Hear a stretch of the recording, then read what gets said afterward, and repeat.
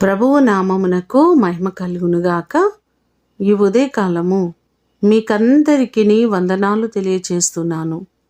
ఈ దినము మిమ్ములను బలపరచు దేవుని మాట.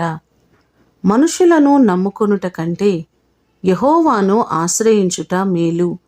కీర్తనలు 118వ కీర్తన 8వ చరణం. మనము ఎవరిని నమ్ముకుంటున్నాం? ఎవరిపైన ఆధారపడుతున్నాం? ఎవరిని ఆధారముగా చేసుకుంటున్నాం? ఒకసారి ఆలోచిద్దామా?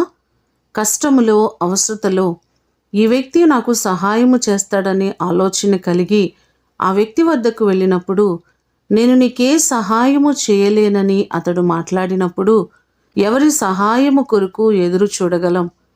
ఏ వ్యక్తి కూడా మన అవసరతల్లో సంపూర్తిగా మనకు సహాయము చేయలేడు. కానీ మన దేవుణ్ణి మాత్రమే మనము ఆశ్రయించి ఆయన పాదాల చెంత మనము గడిపినట్లయితే దేవుడు తప్పకుండా మనకు సహాయము చేస్తారు. మనుషులు నమ్మదగిన వారు కాదు, కానీ మన దేవుడు నమ్ముకొనదగిన సహాయకుడు. మనము దేవుని ఆశ్రయించి ఆయన వైపు చూచినట్లయితే దేవుడు తప్పకుండా మనకు సహాయము చేస్తారు.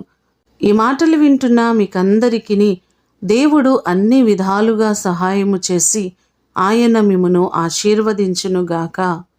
ప్రార్థన చేసుకుందాం. పరలోకమందున్న మా తండ్రి, మీ పరిశుద్ధమైన పాదములకు వందనాలు, స్తోత్రాలు ప్రభువా. నీ కృప చేత నమ్మదగిన దేవుడవు నీవే. ఈ లోకములో మేమెవరిని నమ్ముకోలేము, ఎవరి వైపు మేము చూడలేం, కానీ ప్రతి వారికి సహాయము చేసే మీ వైపు మేము చూస్తున్నాం ప్రభువా.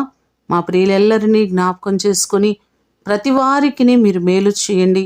వారి అవసరతలు తీర్చండి, వారి అక్కర్లు తీర్చండి, వారి కొదువలను తీర్చి ప్రతి వారికి సమృద్ధిని మీరు కలుగచేయమని యేసు అతి ఘనమైన నామమున అడిగి వేడుకొని పొందియున్నాము తండ్రి.